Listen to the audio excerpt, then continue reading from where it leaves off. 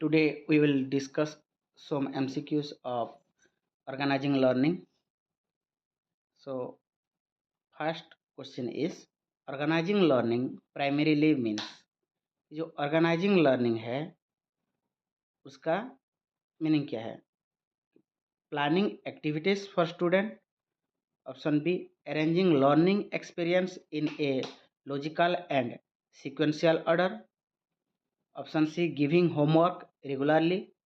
या option D, maintaining classroom discipline. जो organising का मीनिंग क्या है कि आप ऑर्गेनाइज करोगे। सो अगर आप ऑर्गेनाइज करोगे सो एक सीक्वेंस में आपको ऑर्गेनाइज करना पड़ेगा। दैट्स वाई इसका जो आंसर होगा ऑप्शन बी होगा उसका correct answer, that is organising learning experience in a logical and sequential order. ये होगा इसका correct answer. The next question पे आ जाते हैं, question number 2। The main objective of organising learning experience is to. जो ऑर्गेनाइजिंग लर्निंग है इसका मेन ऑब्जेक्टिव क्या है? कीप स्टूडेंट्स बिजी, या facilitate meaningful learning, increase memorisation, option D, maintain classroom control. So इन चारों में से इसका करेक्ट आंसर होगा facilitate meaningful learning. Option B ये होगा इसका करेक्ट आंसर। उसके बाद आ जाते हैं क्वेश्चन नंबर 3 पे। Will organising learning a teacher should begin from. कि जब ऑर्गेनाइजिंग लर्निंग स्टार्ट होता है तो जो टीचर कहाँ से स्टार्ट करते हैं? Option A, unknown to known, या option B, complex to simple, option C, abstract to concrete, या option D, simple to complex. इसका करेक्ट आंसर होगा option D, simple to complex. ये होगा इसका करेक्ट आंसर। क्यों? कि जब आप स्लोली एक स्टेज के हिसाब से डेवलप करते हो देन स्टूडेंट को लर्न करने के लिए आसान होता है। इसलिए सिंपल सिंपल से हम लोग कॉम्प्लेक्स की ओर जाते हैं। उसके बाद आ जाते हैं क्वेश्चन नंबर 4 पे। Which principle helps most in organising learning effectively. इनमें से कौन सा प्रिंसिपल है जो ऑर्गेनाइजिंग लर्निंग को ज़्यादा इफेक्ट करता है? Principle of punishment, principle of recitation, principle of correlation, principle of imitation. So इसका करेक्ट आंसर क्या होगा? अगर पनिशमेंट के ओर जाओगे तो नहीं होगा। इनमें से पॉजिटिव किस में आता है?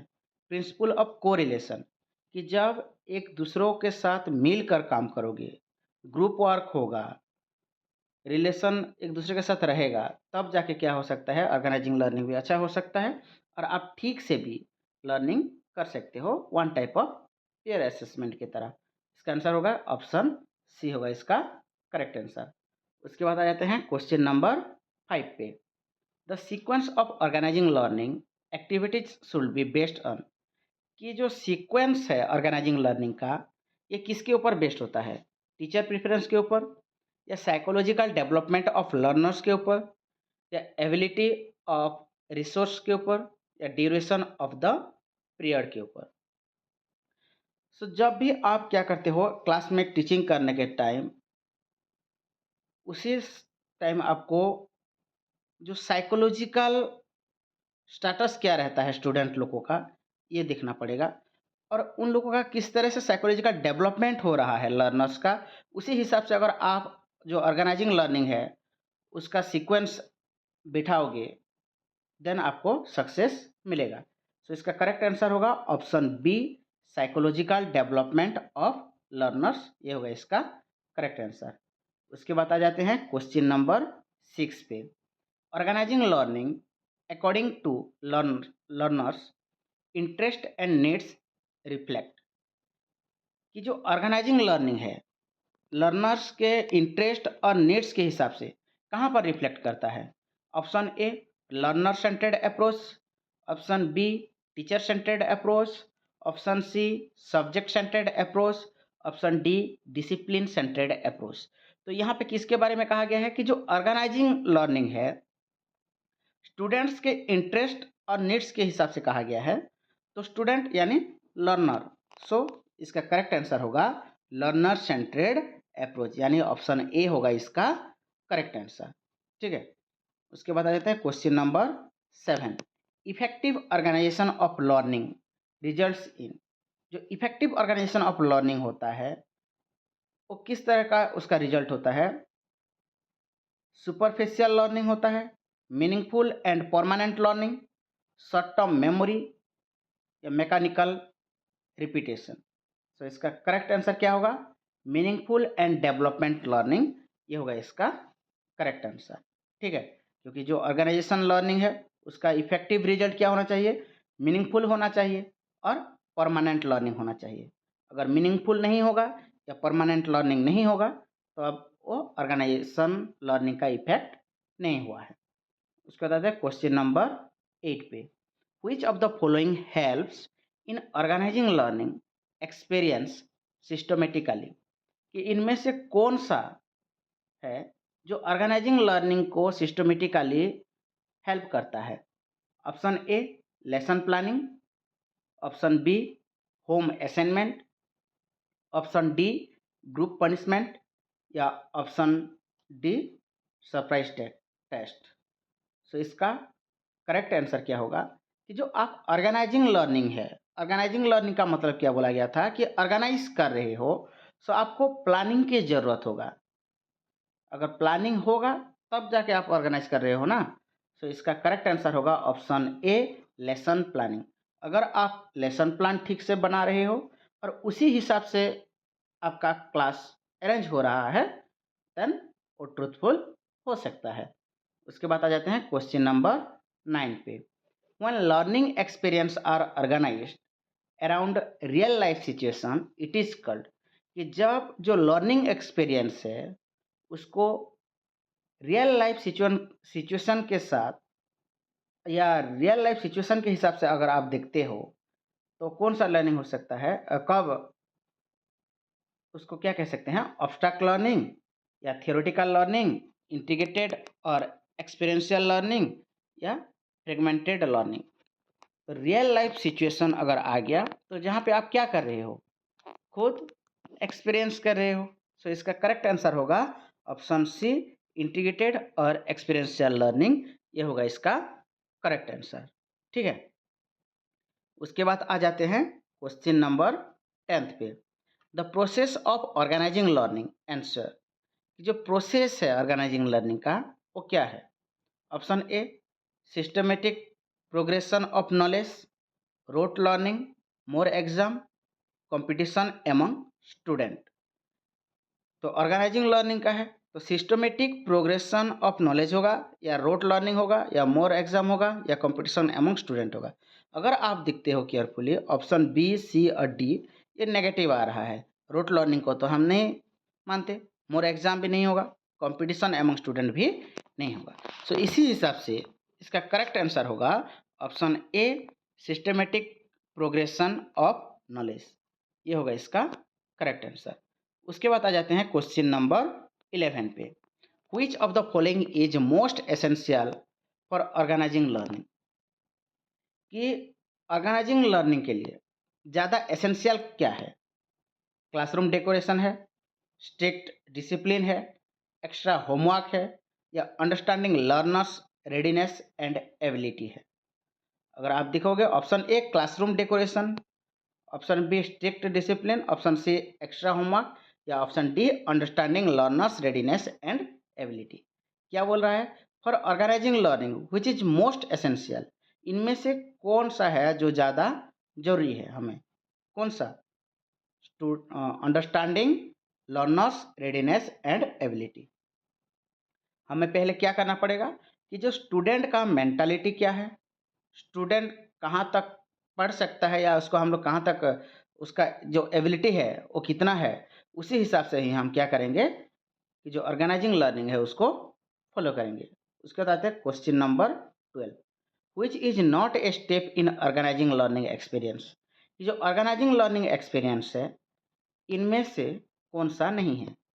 Selection of content, determining learning objectives, maintaining attendance register, sequencing of topic. तो यहाँ पे अगर आप देखोगे कि आपको कंटेंट सिलेक्शन करना जरूरी है, सो ऑप्शन ए तो होगा। डिटरमाइन लर्निंग ऑब्जेक्टिव्स भी जानना जरूरी है, ऑप्शन बी भी होगा। मेंटेनिंग अटेंडेंस रजिस्टर, ये नहीं होगा मेरे हिसाब से। उसके बाद क्वेश्चन नंबर डी देखते हैं, सीक्वेंसिंग ऑफ टॉपिक, टॉपिक का भी सीक्वेंस आपको करना पड़ेगा। सो इसका करेक्ट आंसर होगा option C, maintaining attendance and register. इसका कोई ज़रूरत नहीं है कहाँ पे, ऑर्गेनाइजिंग लर्निंग पे, ठीक है।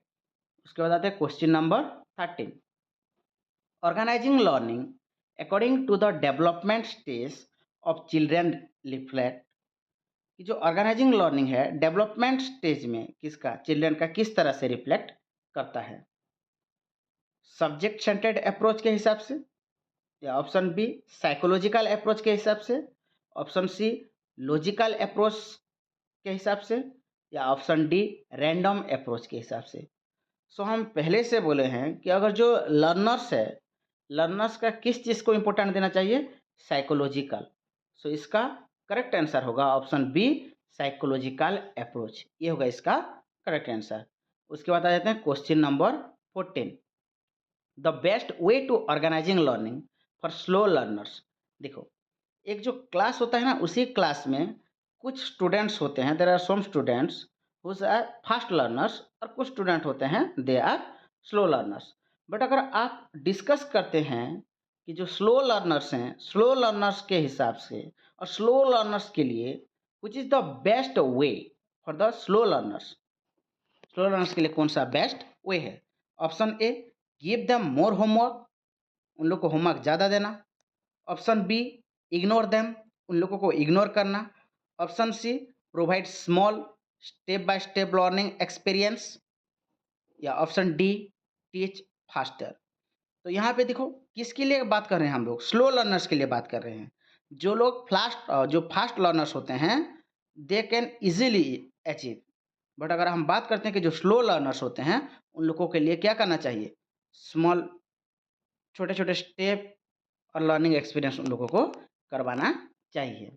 उसी हिसाब से उन लोग का जो करेक्ट आंसर होगा ऑप्शन सी होगा इसका करेक्ट आंसर, ठीक है।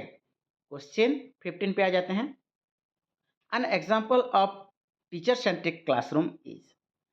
देखो, टीचर सेंट्रिक लर्नर सेंट्रिक रहता है। टीचर सेंट्रिक में मेन रोल रहता है टीचर का, और जो लर्नर सेंट्रिक होता है उसमें मेन रोल रहता है लर्नर्स का, यानी स्टूडेंट का। तो इनमें से एग्जाम्पल क्या है टीचर सेंट्रिक का, कौन सा है, student led seminar, role play activity, lecture on board, project based learning. So हमें किसके बारे में जानना है, टीचर सेंट्रिक के बारे में है। अगर टीचर सेंट्रिक के बारे में जानना है तो वो कौन सा मेथड को ज़्यादा फोकस करते हैं, लेक्चर मेथड को ज़्यादा फोकस करते हैं। सो इसी हिसाब से उनका होगा ऑप्शन सी, ये होगा इसका correct answer, lecture on board, ये होगा इसका करेक्ट आंसर। उसके बाद question 16, the core focus of learning centric model.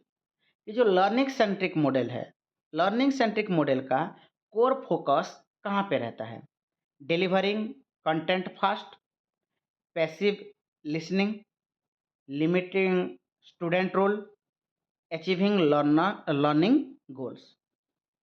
So learning centric के बात करते हैं तो ये स्टूडेंट के फेवर में जाना चाहिए। सो इसका करेक्ट आंसर क्या होता है, इसका करेक्ट आंसर होगा option D, achieving learning goals.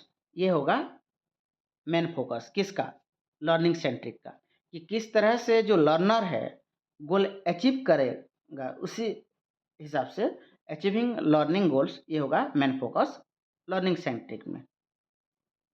Question 17, in a classroom where learners are active participation, the approach is, कि जो लर्नर सेंट्रिक क्लासरूम होता है और जहाँ पे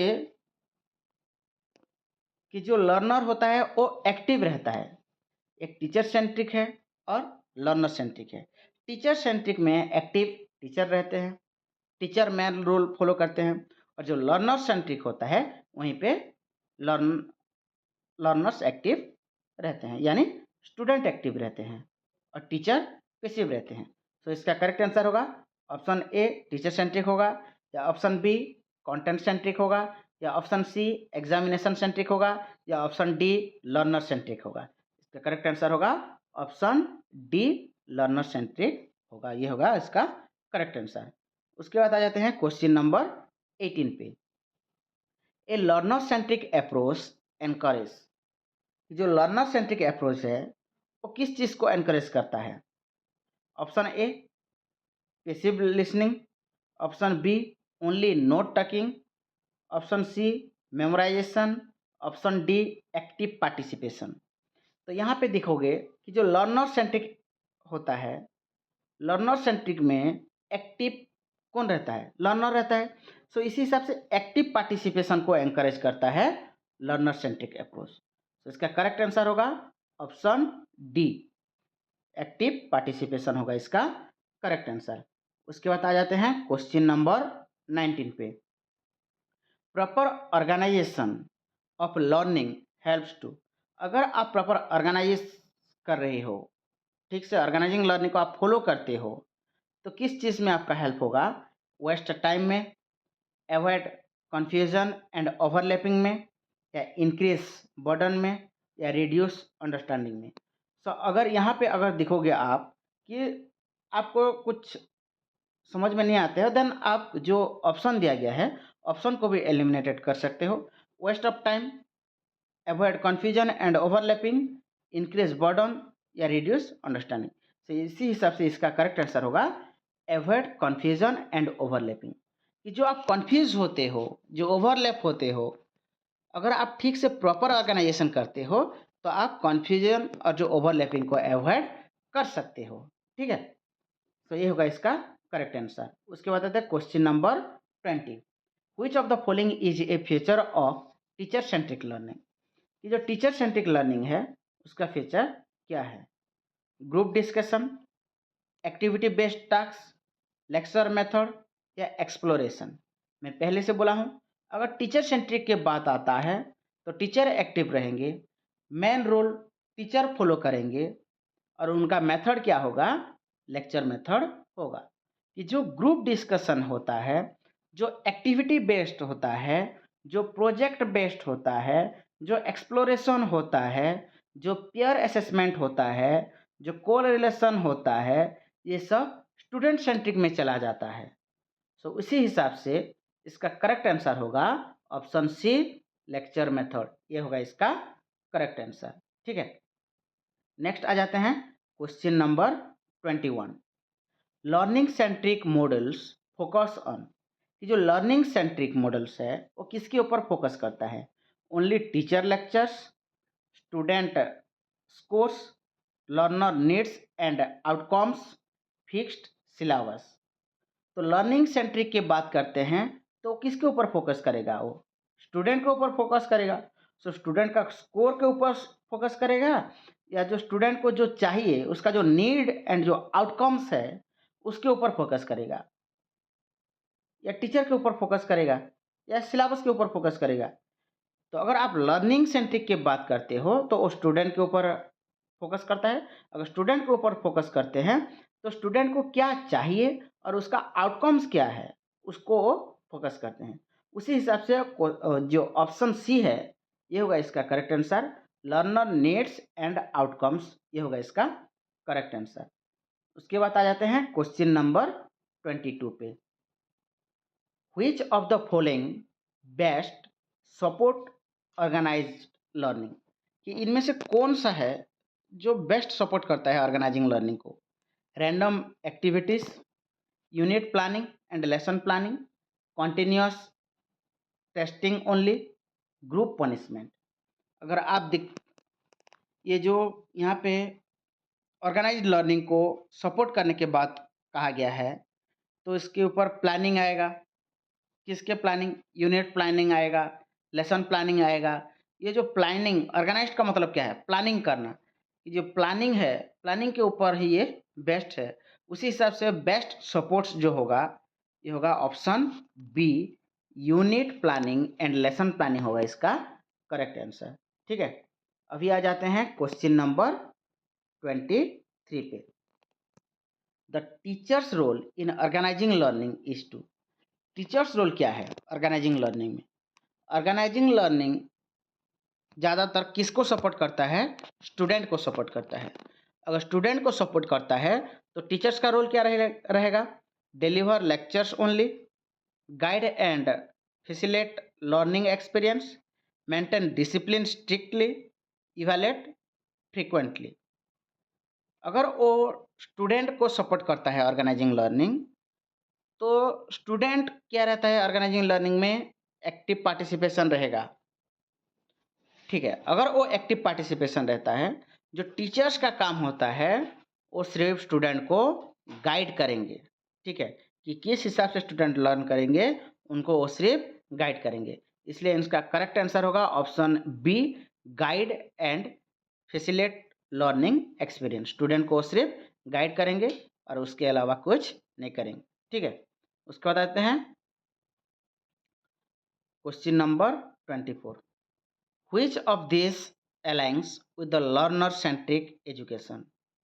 कि लर्नर सेंट्रिक एजुकेशन कौन सा है? Teacher lead assignment, monologues teaching, annual examination focus, pair assessment. Learning centric education की बात हो रहा है। लर्निंग सेंट्रिक एजुकेशन में group assessment, pair assessment, collaboration ये सब रहेगा। सो इसी हिसाब से इसका करेक्ट आंसर होगा ऑप्शन डी, पेयर असेसमेंट। ये होगा इसका करेक्ट आंसर। उसके बाद आ जाते हैं question number 25। Learning experience should be organised in such a way that they, कि जो लर्निंग एक्सपीरियंस है उसको एक वे में ऑर्गेनाइज करना पड़ता है। तो वो क्या है? वो कन्फ्यूज स्टूडेंट को कन्फ्यूज करने के लिए है, या option B promote transfer of learning to real life में जो लर्निंग है उसको ट्रांसफर करने के लिए है, प्रमोट करने के लिए है, या फोकस ओनली ऑन थ्योरी सिर्फ फोकस करने के लिए है, या एनकरेज रोट लर्निंग, या जो रोट लर्निंग है उसको एनकरेज करने के लिए है।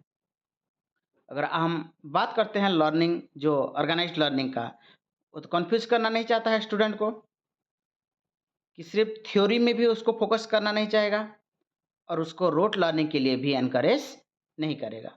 सो इसी हिसाब से अगर आप इन तीनों को छोड़ देते हो तो इसका करेक्ट आंसर होगा option B, promote transfer of learning to real life.